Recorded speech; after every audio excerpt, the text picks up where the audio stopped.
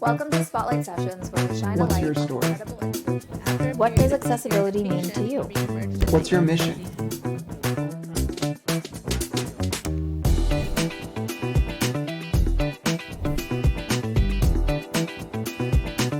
Welcome all to accessiBe's Spotlight Sessions, where we shine a light on incredible individuals and organizations and the work that they do. I'm your host, Josh Basil. I'm a C4-5 quadriplegic, paralyzed below my shoulders, and a power wheelchair user. I'm also the community relations manager at accessiBe and a passionate disability rights advocate and trial attorney focused on breaking down barriers to access and inclusion for people with disabilities. Today on accessiBe's Spotlight Sessions, we're joined by Bob Szajkovics, the board president, and Scott Steele, the executive director of Shady Oaks Camp. Welcome, Bob and Scott. Thanks for having us, Josh. Thank you. Excited to have you on, and we'll jump right into it. So Bob, tell us a little bit more about yourself. Okay, I'm 64 years old. I have a 38-year-old daughter with cerebral palsy. She's been going to various summer camps since she's been a teenager. About 15 years ago, I think, she started coming to Shady Oaks. And when I retired from being an air traffic controller, I started doing some volunteer work out here. Quickly became a board member and board president, and just been doing a lot of volunteer time out here and anything to support my daughter's camp sessions. It's awesome. And Scott, tell us a little bit about yourself. Well, my name is Scott Steele. I am the executive director of Shady Oaks. I started out as a counselor back in 1992 when I was going through university at SIU Carbondale. Graduated in 1998 with a degree in recreational therapy. And then I took over full-time as executive director in 1999. During the summers while I was in college, I came back to Shady Oaks to work as a counselor, then a head dorm counselor, and then slowly moved up the ranks. And then when I took over full-time in 99, I've been executive director ever since. I have two little girls, both live in Michigan City with me. And then during the summer, we move out here and stay at camp a big chunk of the time and run the camp program. And so, Scott, tell us kind of what motivated you to become a part of Shady Oaks Camp, and also talk a little bit about what Shady Oaks Camp is all about. Okay, so that's a really long story, Josh, so I'm going to give you the cliff notes of that one. But, well, when I was going to SIU Carbondale, if you know anything about SIU, there was a lot of partying and not a lot of studying. So after my third semester, they asked me not to come back until I got my grades up. So came back home for that summer, and a friend of mine came in and said, "Hey, there's this summer camp looking for staff." And I said, "Oh, well, I'm not doing anything. I'll check it out." So I came out to camp, and the director interviewed me and said, "Hey, the camp, we're looking for counselors." He showed me this video, which is this beautiful inspirational video that I showed to my staff during the summer. And then he said the ratio is 4-to-1 female to male staff. So I said, "Hey, I'm going to camp." Started that first week. Had never worked with anybody with a disability, knew anybody with a disability. And that first week I was giving enemas and suppositories and giving showers to adult men. And to say the least, I was in shock. And I almost left probably 3 or 4 times that first week. Had no idea why I was there. Honestly, it was extremely uncomfortable. But every time I was ready to leave, one of the staff or one of the campers said, "Hey, look, it's going to get easier. Stick around." And I ended up sticking around for that summer.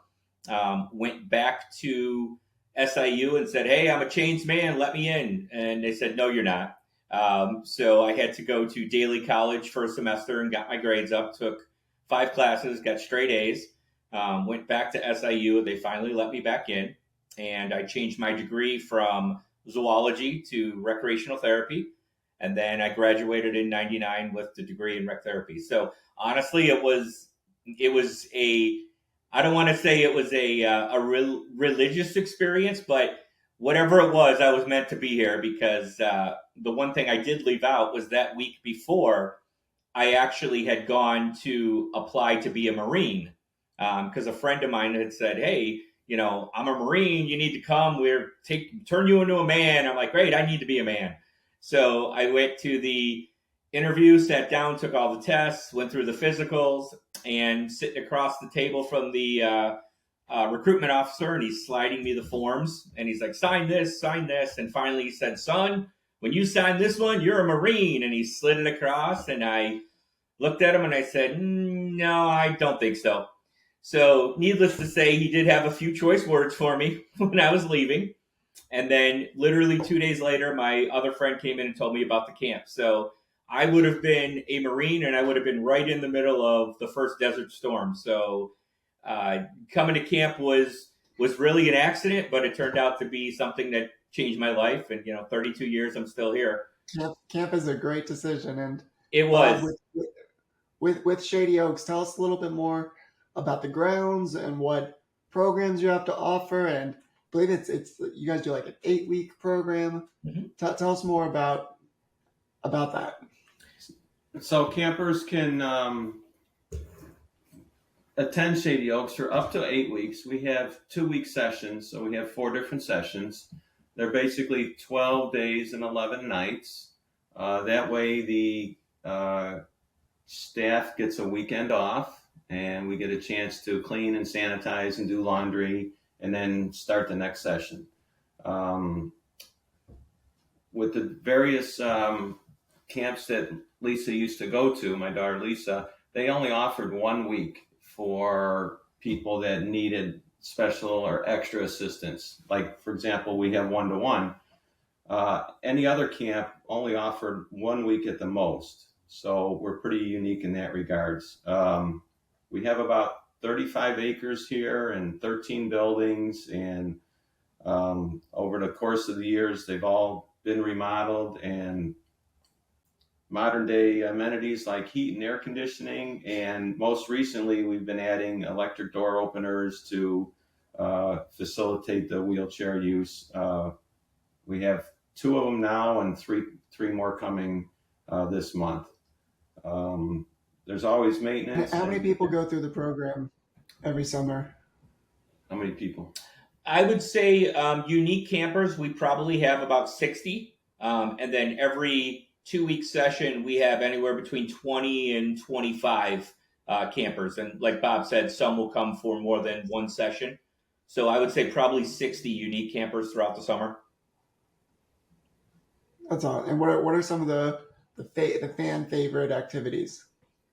Some of we do normal summer camp activities just like any other summer camp, but obviously they're adapted to our campers. But really, some of the big things are our talent shows, where the campers and the staff are able to put on a performance for the parents. We also go on field trips, which a lot of them love the field trips. But honestly, really the most important part, and Bob kind of touched on it a little bit, is our 1-to-1 ratio. Most of the activities then can be adapted to that individual camper. So really, it's just the idea of having that one staff member with the camper that most of them enjoy the most, because if they're in a nursing home or a group home, maybe that's a 1-to-5, a 1-to-6 ratio on a good day. So a lot of our campers who are in need of almost 100% care really don't get that individualized attention when they're living in a group home. So really, there's so many different activities they love. We have an in-ground heated pool, which a lot of them love to go swimming. And then we do, just normal stuff. But honestly, all the activities I know are enjoyed by the campers, but it's really because of the staff. If it wasn't for the 1-to-1 staff adapting that activity, it wouldn't matter how great the activity was. If the camper couldn't participate, it wouldn't really be that big of a deal for them. Thank you for sharing that, Scott. You're welcome. And Bob, do you have a favorite memory or a memorable story of your work as president, or of your daughter as a camper that you could share with us? Probably too many to list. Yes, I do. So I think when she first transitioned from going 1 session to 2 sessions to 3, and she kept asking to go again, she'd come home and be done for the summer, and she'd say, "I want to go back to camp." So that was really special. And I think her favorite activity is the field trips. So we try to incorporate 3 or 4 field trips throughout the summer. And she's always asking, where's she going to go? Can she go on a field trip? So that's her favorite. And in fact, one of the challenges we've had with field trips is transportation. And we just recently acquired a wheelchair accessible bus. So that's going to facilitate that and make it easier and less costly for us. That's awesome. That is so very cool. And please tell me how do people sign up? Tell us the website, and can people out of state sign up, or do you have to be in your state? No, we take campers from all over the U.S. Because of the way our camp is structured, we are actually owned and operated by the parents. Someone needs to be involved in our organization who's related to that camper. It could be a friend, a family member, a church group, someone that's able to help with fundraising. But we've had campers from California. We've had campers from Iowa, South Dakota, pretty much throughout the country. And really just there has to be somebody that can help with selling raffle tickets and things like that. But they can go to our website, which is shadyoakscamp.org or .com or .net or .info. So most of the Shady Oaks camps we own. And they can sign up through there, send us an email, and we can start the registration process. We usually open registration in January, and then we kind of close it off usually early May if we have our sessions filled. But if we do have openings, we'll stay open pretty much throughout the summer until I fill all my sessions. And then again, like I said, if somebody is interested, they can go to the website, shoot us an email, phone numbers on there as well. And we are always looking for new campers and new families to be involved. And I know Illinois is a great state, and I bet in the summer at Shady Oaks, it's even more beautiful. So, tell me, Scott, what's the first thing that comes to mind for you when you hear the word accessibility? Oh, accessibility. Well, to me, it's providing activities, transportation, access to buildings for people with disabilities. So just making it easier for them to use the facilities, participate in an activity. Something simple as use a bathroom. Going through school as a rec therapist, accessibility was really beat into our heads for everything. And sometimes it's things that we, people who are able-bodied take for granted. But out here, it's very important. Like Bob just said, we're installing door openers on a lot of our buildings now. We've been here 76 years. And last year was the first time we had accessible door openers.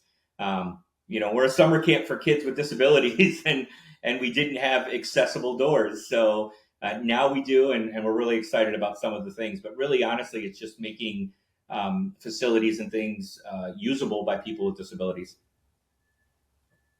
And Bob, what's one thing about people with disabilities that you wish the general public knew more about?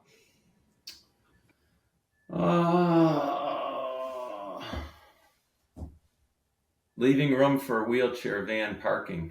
I can't tell you how many times we've been in a designated wheelchair parking place with a sticker on the van that says leave extra room for the lift, and someone parks right next to us. Usually a senior citizen, and they think there's 2 handicap spots when there's only 1. That's my pet peeve. Yeah, I don't like when that happens either. And Scott, what's if we could do one thing to make the world a little bit more inclusive, what could that be? Oh, wow.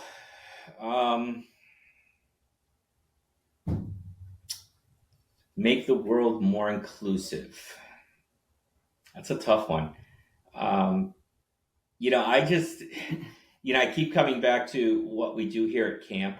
I'm a big fan of inclusion, but I also, I really like the fact that we are strictly a camp for people with disabilities. I've seen too many times going through school or even in general public, people who are disabled, being put aside because they may be in a program that is, an inclusive program, but that person may be one of 6 people, and out of those 6 people, they're the only one who's disabled. And I really honestly think for us, having a program that's strictly for people with disabilities, it does have its place now. I know inclusion was really a big thing a while back, but I really am a big fan of accessible recreation as opposed to inclusive recreation. But as far as inclusion in the world, honestly, it's even just going out in public, just seeing how some people interact with our campers, or likewise don't interact with our campers. Just for people to realize that people with disabilities are just like everyone else. The wheelchair doesn't make it any less easier or difficult to communicate with somebody.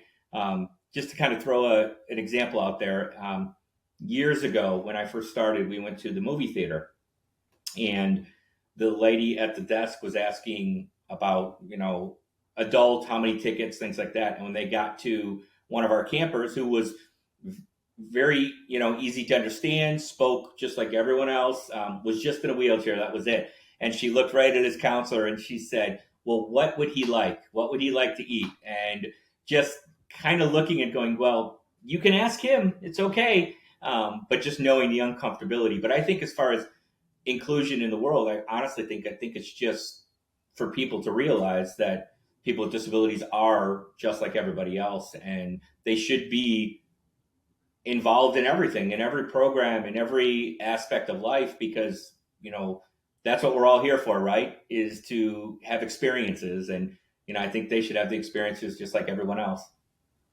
No, it's so true. And having the proper communication, the proper respect, and, when you don't have all the right answers, ask. It's not going to hurt to ask. The more we know, the more we know. And that's a powerful tool to have in our book and to create a more inclusive society. So I like that a lot. And that's one thing I beat into my staff is communication, because 99% of our staff are from overseas. So we get college kids from all over the world, and languages are different. But I also try to explain to them that speaking to some of our campers may be very well like speaking another language.